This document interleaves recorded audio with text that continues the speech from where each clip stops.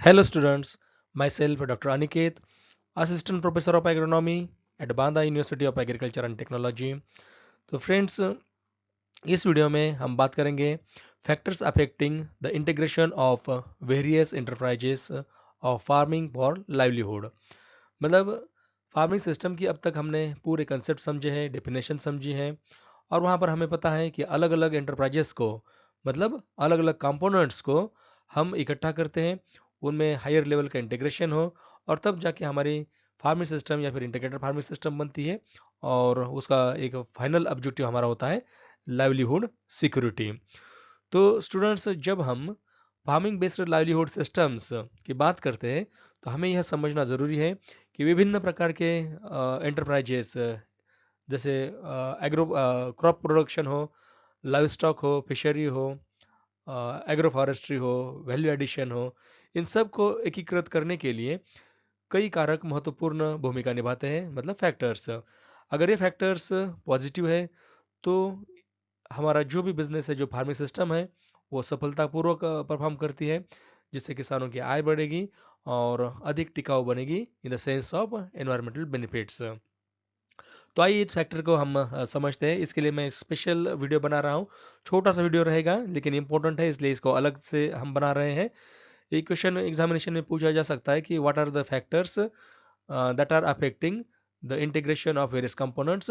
और इसको अलग तरीके से ऐसा भी एग्जामिनेशन में पूछा जा सकता है, what are the factors that should be considered for selection of components to include in integrated farming system. मतलब हमारी फार्मिंग सिस्टम में या इंटीग्रेटेड फार्मिंग सिस्टम में किसी भी कंपोनेंट को अगर हमें जोड़ना है तो उसको जोड़ते समय कौन से फैक्टर्स हमें ध्यान में रखने चाहिए। दोनों तरीके के क्वेश्चंस इस पर्टिकुलर टॉपिक पर पूछे जा सकते हैं। तो चलिए शुरू करते हैं। सबसे पहला फैक्टर होता है farm size and land availability. अब फार्म साइज का क्या रोल होता है, मतलब फार्म साइज के अकॉर्डिंगली हम अलग अलग जो कंपोनेंट है उसको कैसे सिलेक्ट कर सकते हैं। तो अगर किसी का फार्म बड़ा है, लार्जर फार्म्स है, तो यहाँ पर डाइवर्सिफिकेशन करना आसान होता है, और इसके साथ हम क्रॉपिंग सिस्टम, इसके साथ पशुपालन, एग्रो फॉरेस्ट्री, हॉर्टिकल्चर, ऐसे कंपोनेंट्स को बहुत आसानी से जोड़ सकते हैं। अगर फार्मर का लैंड होल्डिंग स्मॉल है, स्मॉलर फार्म्स है, तो ऐसे किसानों को इंटेंसिव फार्मिंग, मतलब गहन कृषि अपनानी पड़ती है, जहाँ पर कम एरिया में हम प्रोडक्शन बढ़ाने पर ध्यान देते हैं, और वहाँ पर मल्टी क्रॉपिंग और वर्टिकल फार्मिंग, ये चीज़ें इंपॉर्टेंट होती है। वर्टिकल फार्मिंग मीन्स एक अलग अलग लेवल्स पर हम फार्मिंग करें, मतलब मल्टी टायर क्रॉपिंग, या इस तरीके से हम जो क्रॉपिंग सिस्टम के टाइप्स है उसमें हमने इन चीज़ों को समझाया था। और यहाँ पर एक ऑप्टिमाइजेशन कैसे किया जाए, मतलब संतुलन कैसे बनाया जाए।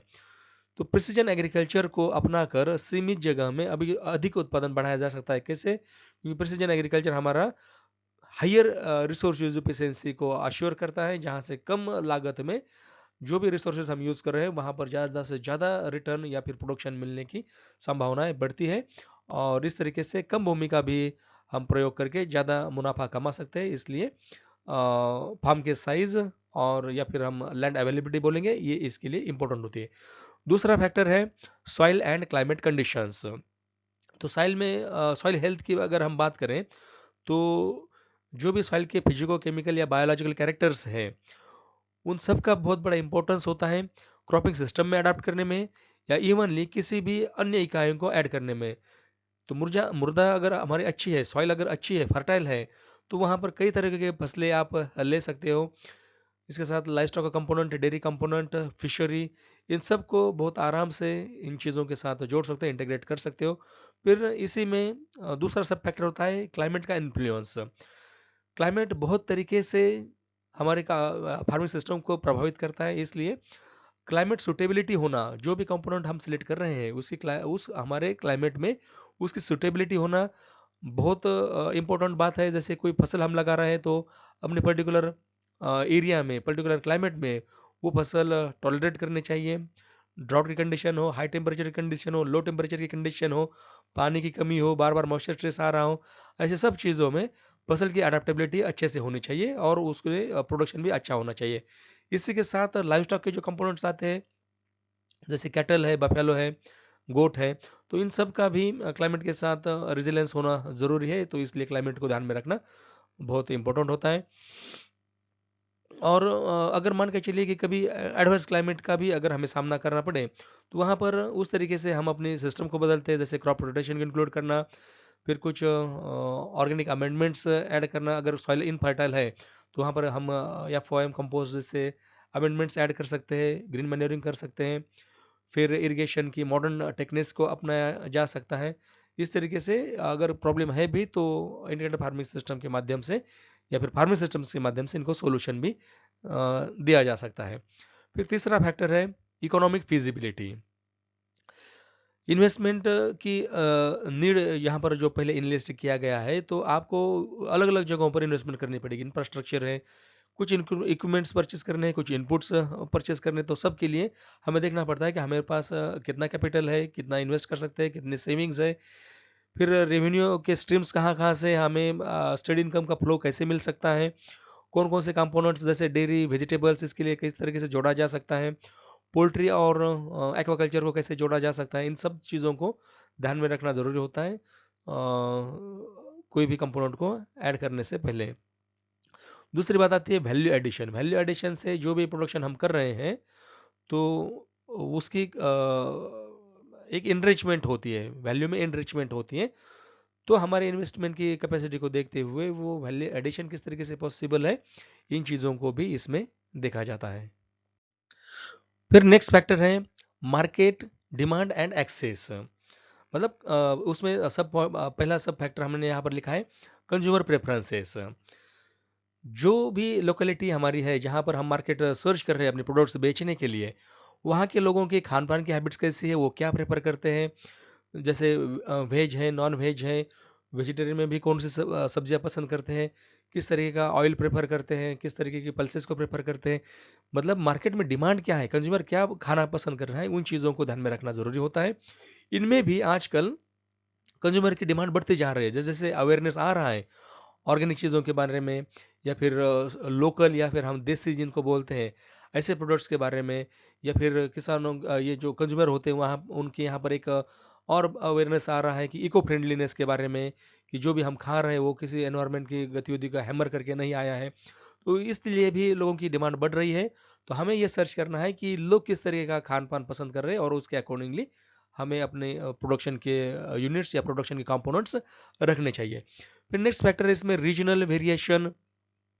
जैसे कि रीजन टू रीजन एक स्किल्स होते हैं या फिर मार्केट की डिमांड्स होती है, उसके अकॉर्डिंगली कुछ कंपोनेंट सक्सेस होते हैं, कुछ फेल हो सकते हैं। जैसे मैंने अपने इंटीग्रेटेड फार्मिंग सिस्टम की बात की थी कि हमने यहाँ पर डक का यूनिट रखा था या फिर टर्की का भी हमारे पास यूनिट था। तो उनके एग्स जो है या फिर उनका मीट है, उसकी मार्केट में बिल्कुल भी डिमांड नहीं थी। तो ये सारे बर्ड्स जो है, ठीक है, उनका इन्वायरमेंटल कुछ रिलेवेंस था, लेकिन मार्केट डिमांड को लेते हुए उनका इम्पोर्टेंस नहीं था और उनको लोग पसंद नहीं करते थे, खरीदते नहीं थे। तो इस तरीके से जो चीज़ें लोकल मार्केट्स में बेची जाती हो, लोग प्रेफर करते हो, उनको रखना ज़रूरी है। और एडेप्टेबिलिटी एडेप्टेबिलिटी भी होती है रीजन टू रीजन। जैसे कहीं पर मुर्गी का फार्मिंग सक्सेसफुल हो सकता है, कहीं पर प्लांट बेस्ड फार्मिंग सक्सेसफुल हो सकता है। इसी तरीके से सप्लाई चेन की एफिशिएंसी, जो प्रोडक्ट हम कर रहे हैं वो कितना आसान तरीके से कंज्यूमर के पास पहुंचे और वहां पर कम से कम एजेंट, कम से कम बिचौलिया हो, और ज़्यादा से ज़्यादा जो दूरी है प्रोड्यूसर और कंज्यूमर के बीच में वो कम हो जाए। इस तरीके की सिस्टम डेवलप होने के लिए एग्जिस्टिंग मार्केट में ये सप्लाई चेन किस तरीके के वर्क कर रही है, इनको भी समझना बहुत ज़रूरी होता है, उनको कंसिडर करना इम्पोर्टेंट होता है। फिर नेक्स्ट बात आती है लेबर अवेलेबिलिटी एंड स्किल्स की। किसी भी बिजनेस को चलाने के लिए, किसी भी कंपोनेंट को चलाने के लिए स्किल्ड वर्कफोर्स होना चाहिए। तो लोकल एरिया में हमारे पास किस तरीके के वर्कर्स अवेलेबल है, क्या स्किल्स है उनके पास, किस तरीके का मैनेजमेंट वो कर पाते हैं, और अगर मैनेजमेंट में कोई कमी है, उनमें कुछ कमी है, तो उनको प्रशिक्षित करने के लिए हम क्या कर सकते हैं, उनकी संभावनाओं को टटोलना, ये सारी चीज़ें इंपॉर्टेंट होती हैं। फिर इसमें दूसरा सब पार्ट है मैकेनाइजेशन। मैकेनाइजेशन होता है तो जनरली कई काम फिजिबल हो जाते हैं, प्रैक्टिकल कन्वीनियंस उनमें आ जाता है और कॉस्ट भी कम होता है और ओवरऑल एक बेनिफिट बढ़ता है। तो कंपोनेंट, किसी भी कंपोनेंट को ऐड करते समय उसमें मैकेनाइजेशन की क्या पॉसिबिलिटीज़ है, उसको भी देखना ज़रूरी होता है। फिर नेक्स्ट बात इसमें है कि ट्रेनिंग प्रोग्राम्स, जैसे मैंने कहा कि स्किल्ड वर्क फोर्स होना चाहिए। अगर वर्क फोर्स स्किल्ड नहीं है, जैसे लाइव स्टॉक की केयर करना हो, प्रोसेसिंग करना हो, मार्केटिंग करना हो, इन चीज़ों के लिए किसानों को और उसमें काम करने उनके फील्ड्स पर काम करने वाले श्रमिकों को स्किल्ड होना ज़रूरी है। तो किस तरीके के ट्रेनिंग्स वहाँ पर प्रोवाइड किए जा रहे हैं, चाहे गवर्नमेंट एजेंसीज द्वारा, चाहे प्राइवेट एजेंसीज द्वारा, मतलब स्किल अपलिफ्टमेंट होने की, अपग्रेडेशन होने की यहाँ पर ज़रूरत है। तो उसकी पॉसिबिलिटीज़ क्या है, उसको भी ध्यान में रखना पड़ता है।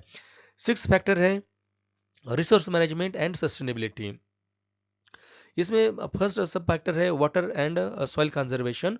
तो इन दोनों चीज़ों को हम किस तरीके से वहाँ पर अडॉप्ट कर सकते हैं। पानी की हार्वेस्टिंग, पानी का कंजर्वेशन, या सॉइल हार्वेस्टिंग, सॉइल कंजर्वेशन के लिए एक लॉन्ग टर्म के लिए कौन सी चीज़ें हम वहाँ पर अप्लाई कर सकते हैं, ताकि हमारी जो सिस्टम है, फार्मिंग सिस्टम है, उसमें सस्टेनेबिलिटी मेंटेन रहे। फिर दूसरी बात आती है इंटीग्रेटेड सिस्टम्स का। इंटीग्रेटेड सिस्टम्स में कंपोनेंट्स ऐसे होने चाहिए कि दो एक दूसरे के साथ इंटरेक्ट करें, सिनर्जी वहाँ पर होनी चाहिए, एक दूसरे के ऊपर निर्भरता होनी चाहिए, और एक दूसरे को कॉम्प्लीमेंट्री इफेक्ट इनको देने चाहिए। तो वो उस तरीके की रिलेशनशिप भी ध्यान में रखने पड़ते हैं। फिर नेक्स्ट बात इसमें आती है सस्टेनेबल प्रैक्टिसेस। जो भी सस्टेनेबिलिटी के लिए रिकमेंडेड प्रैक्टिसेस है, जैसे ऑर्गेनिक फार्मिंग हो गया, या फिर रिन्यूएबल एनर्जी का यूज़ हो गया, उन सब चीज़ों को फील्ड में यूज़ करने के लिए क्या क्या पोटेंशियल है, और कौन से कंपोनेंट्स इन चीज़ों के साथ बेस्ट सुटेबल या बेस्ट कॉम्पेटेबल हो सकते हैं, इन चीज़ों को भी ध्यान में रखा जाता है। फिर सेवंथ फैक्टर है पॉलिसी एंड गवर्नमेंट सपोर्ट। तो पॉलिसी या इसमें कौन सी चीज़ें आती है कि किस तरीके से फाइनेंशियल एड, वित्तीय सहायता गवर्नमेंट के द्वारा प्रोवाइड की जा रही है। वित्तीय जो फाइनेंशियल एड होती है वो सब्सिडी के फॉर्म में हो सकती है, कुछ ग्रांट्स के फॉर्म में हो सकती है, लोन्स के फॉर्म में हो सकती है, कुछ इंसेंटिव्स के फॉर्म में हो सकती है, या फिर एक अश्योर्ड मार्केट प्राइस जैसे एमएसपी वगैरह उस फॉर्म में हो सकती है। तो ये किस तरीके से गवर्नमेंट प्रोवाइड कर रही है उनके ऊपर भी, और किस कंपोनेंट के लिए कर रही है, तो उसके अकॉर्डिंग कंपोनेंट का सिलेक्शन किया जाता है। दूसरी बात आती है इसमें कि एक्सटेंशन सर्विसेज, मतलब कोई भी कंपोनेंट को रन करते समय प्रॉब्लम्स आएंगे, नई नई उसके जो मॉडल्स है उसको सीखने की ज़रूरत पड़ेगी। तो ऐसी लर्निंग के लिए रिसर्च का सपोर्ट आपको किस तरीके से मिल रहा है, किस कंपोनेंट के लिए मिल रहा है, टेक्निकल असिस्टेंस कैसे मिल रहा है, और मार्केट के साथ इन सारी चीज़ों का लिंकेज कैसे स्थापित है, उन चीज़ों को भी ध्यान में रखना ज़रूरी होता है।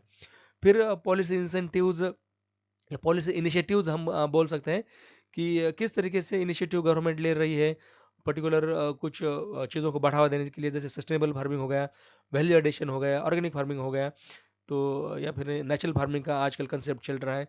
तो गवर्नमेंट किस तरीके से नीतियाँ बना रही है वो भी बहुत इंपॉर्टेंट होती है। उसके अकॉर्डिंगली हम अपने फैक्टर्स या अपने कंपोनेंट्स सिलेक्ट कर सकते हैं। फिर एक फैक्टर आता है टेक्नोलॉजिकल एडवांसमेंट। तो टेक्नोलॉजी का स्तर क्या है, यहाँ पर ऑटोमेशन और आईओटी, इन दोनों का एग्जांपल दिया गया है। ऑटोमेशन मतलब हर चीज़ ऑटोमेटिकली वो ऑटोमेटिक तरीके से हो जाए, कि जहाँ पर रिसोर्सेज का यूज इफिशिएंटली होता है, और हमारे मैनुअल इंटरफेरेंस कम होता है, कॉस्ट भी कम होता है। इनिशियल कॉस्ट भले ज़्यादा हो, लेकिन बाद में उसको ऑपरेट करने के लिए कम खर्चा आता है, जैसे इरिगेशन में वगैरह ऑटोमेशन किया जाता है। और दूसरी बात होती है आईओटी, मतलब इंटरनेट ऑफ थिंग्स। जो भी मॉडर्न जानकारी है, या आपके एप्लीकेशंस वगैरह जो एंड्रॉयड बेस्ड एप्लीकेशंस आ रहे हैं, कुछ ऐसे तरीके आ रहे हैं जहाँ से आप नई इंफॉर्मेशंस पा रहे हैं, उसका खेती में अप्लाई कर रहे हैं। खेती के अलग अलग जो यूनिट्स है उनको ऑपरेट कर रहे हैं, जैसे इरिगेशन का यूनिट हो, स्प्रिंकलर वगैरह इन चीज़ों को ऑपरेट करना हो, फर्टिगेशन की सिस्टम हो। तो ये सारी चीज़ें किस तरीके से हमारे यहाँ पर अवेलेबल है, इनको इंस्टॉल करना पॉसिबल है, इनको इनके ऊपर भी निर्भरता होती है, इनको भी ध्यान में रखना चाहिए। ड्रोन वगैरह, आज ड्रोन से मॉनिटरिंग या जीआईएस, जीपीएस, ये प्रिसीजन एग्रीकल्चर के कई नए कंपोनेंट्स हैं, उनको भी यूज़ किया जा रहा है, उनको किस तरीके से स्कोप दिया जा सकता है। फिर इनोवेटिव फार्मिंग, मतलब नवाचार कृषि में किस तरीके से लाया जा सकता है। नए नए जो थीम्स है, जैसे एक्वापॉनिक्स हो गया। एक्वापॉनिक्स मतलब सॉइलेक्स कल्टीवेशन ऑफ क्रॉप्स, वेजिटेबल्स के क्रॉप्स पानी में ग्रो किए जाते हैं, न्यूट्रिएंट सॉल्यूशन प्रोवाइड किया जाता है लिक्विड फॉर्म में, और वहाँ पर जो सब्जियाँ वगैरह हाई वैल्यू की होती है वो उगाई जाती है। सॉइल में कल्टीवेशन नहीं होता है, और उसके साथ मछली पालन भी किया जाता है। तो इसको एक्वापॉनिक्स बोलते हैं। हमने पिछले क्लास में जो देखा था वो एक्वाकल्चर था, वहाँ पर फील्ड में तालाब, तालाब में मछलियाँ, और उसके अगल बगल में क्रॉपिंग सिस्टम, हॉर्टिकल्चर, वेजिटेबल्स ऐसे कंपोनेंट करते हैं। तो वो एक्वाकल्चर होगा। यहाँ पर हम बात कर रहे हैं एक्वापोनिक्स की, मतलब सॉइल लेस कल्टिवेशन। और फिर हाइड्रोपोनिक्स है, उसी वही उसी तरीके से हाइड्रोपोनिक्स भी है। जैसे मैंने कहा न्यूट्रिएंट सॉल्यूशंस का यूज़ करके हम हाई वैल्यू क्रॉप्स उगाते हैं, बस यहाँ पर फिशरी का रेयरिंग नहीं किया जाता है। तो वर्टिकल फार्मिंग एक प्रैक्टिस है कि टेरेस पर या ऐसी जगहों पर जहाँ पर कम जगह अवेलेबल है, वहाँ पर एक के ऊपर एक अलग अलग लेयर्स में जो हाई वैल्यू क्रॉप्स ग्रो किए जाते हैं, पर्टिकुलरली वेजिटेबल्स या फ्लावर क्रॉप्स जिनकी डिमांड ज़्यादा है, वैल्यू ज़्यादा है। तो वहाँ पर या तो पीवीसी के पाइप्स या फिर गमले, इनमें एक के ऊपर एक लेयर रख के उस तरह का फार्मिंग किया जाता है। वहाँ पर स्पेशल इंफ्रास्ट्रक्चर की ज़रूरत होती है, कुछ ढांचे हमें बनाने पड़ते हैं। तो इनको किस तरीके से हम अडॉप्ट कर सकते हैं, तो इसका भी कंसिडरेशन रखना पड़ता है। फिर डिजिटल सॉल्यूशंस, उसमें ब्लॉकचेन है, मोबाइल ऐप्स है, और मतलब मार्केट से लिंकेज एस्टेब्लिश करने के लिए किस तरीके से प्लेटफॉर्म्स हम यूज़ कर सकते हैं। जैसे अमेजॉन, फ्लिपकार्ट, यहाँ पर बड़े बड़े कंपनी अपने प्रोडक्ट्स सेल करती है। उसी तरीके से लोकल लेवल पर या फार्मर्स का ग्रुप बना के ये किस तरीके से पॉसिबल हो पाएगा कि कस्टमर और प्रोड्यूसर इनके बीच की दूरी कम हो जाए, मिडलमैन की चेन कम हो जाए, और कंज्यूमर को भी सहूलियत मिले और फार्मर्स को भी ज़्यादा से ज़्यादा इनकम मिले।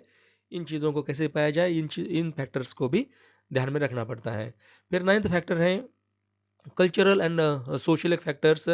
कुछ हमारे प्रेफरेंसेस होते हैं according to culture, dietary preferences होते हैं। जैसे कुछ लोग वेजिटेरियन खाना पसंद करते हैं, कुछ लोग नॉन वेज खाना पसंद करते हैं। तो हमारी कल्चरल प्राथमिकता क्या है या किस तरीके का हम स्कोप देते हैं, वो समझना बहुत ज़रूरी होता है। फिर कम्युनिटी एंगेजमेंट, मतलब कृषि को किसी कौन सा भी कंपोनेंट को अगर हमें या फिर कोई भी फार्मिंग सिस्टम हमें अडॉप्ट करनी है, तो हमें एक कम्युनिटी लेवल पर निर्णय लेने की ज़रूरत होती है। जैसे मान के चलो कि कहीं पर एक विलेज लेवल पर मछली पालन करना है, तो विलेज का पॉन्ड है बड़ा सा, तो वहाँ पर सब लोगों को इकट्ठा आके उस तरीके से डिसीजंस लेने होते हैं, आपस में रिसोर्सेस शेयर करने होते हैं। तो इसीलिए कम्युनिटी का एंगेजमेंट ज़रूरी होता है। वही चीज़ आगे के फार्मर कोऑपरेटिव में जो आगे का नेक्स्ट सब पॉइंट है, फार्मर कोऑपरेटिव है मतलब किसान सहकारी समितियाँ, वो वही चीज़ें करती है, मतलब रिसोर्सेज का एक दूसरे के साथ साझा करना, शेयरिंग करना, नॉलेज का आदान प्रदान करना।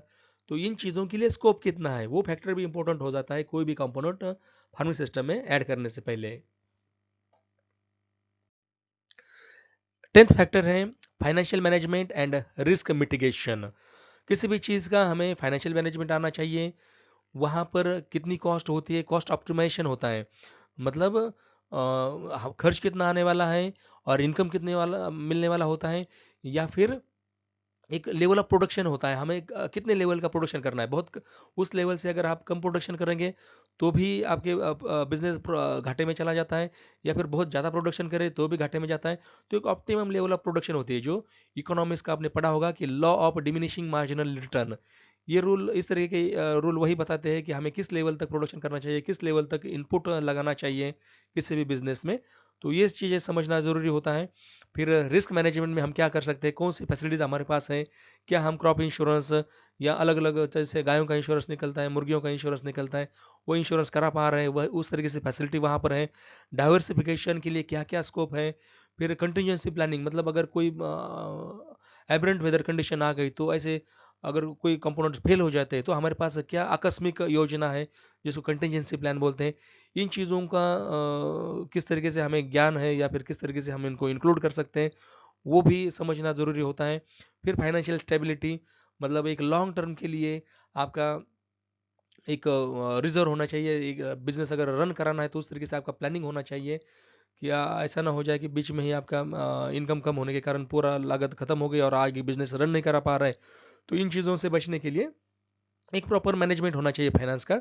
ये सारी चीज़ें भी कंसिडर करनी पड़ती है किसी भी कंपोनेंट को इंक्लूड करने से पहले। और सबसे लास्ट में 11th पॉइंट है इंफ्रास्ट्रक्चर डेवलपमेंट। कौन कौन सी फैसिलिटीज़ हमारे पास है स्टोरेज के लिए, प्रोसेसिंग के लिए, ताकि कटाई के बाद नुकसान कम हो सके और हम वैल्यू एडिशन कर पाए। फिर ट्रांसपोर्टेशन एंड मार्केट एक्सेस की क्या फैसिलिटीज़ है, किस तरीके से रोड्स हैं, मार्केट में, मंडियों में, छोटे छोटे विलेज लेवल पर किस तरीके का नेटवर्क पहुंचा है, किसानों को वहाँ पर किस तरीके का एक्सेस मिल रहा है, कोर स्टोरेज की फैसिलिटी अवेलेबल है कि नहीं है। तो ये सारी चीज़ों को ध्यान में रखा जाता है कंपोनेंट्स को ऐड करने से पहले। तो स्टूडेंट्स, यह सभी फैक्टर्स हैं जो कृषि इन उद्यमों में एकीकरण या फिर हम इंटीग्रेशन ऑफ फार्म एंटरप्राइजेस बोलते हैं, उसमें अपनी बहुत इंपॉर्टेंट भूमिका निभाते हैं। इनका सही उपयोग कर हम एक समृद्ध और टिकाऊ सस्टेनेबल फार्मिंग सिस्टम डेवलप कर सकते हैं। तो आज के वीडियो के लिए इतना सफिशिएंट है। ये एक इम्पोर्टेंट टॉपिक है, इसलिए मैंने इस पर अलग से वीडियो बनाया है। आप इसको ध्यान से देख लीजिएगा, एग्जामिनेशन में ये चीज़ें पूछी जा सकती है। तो आज के लिए सफिशिएंट है, मिलते हैं अगली वीडियो में, तब तक के लिए बाय बाय।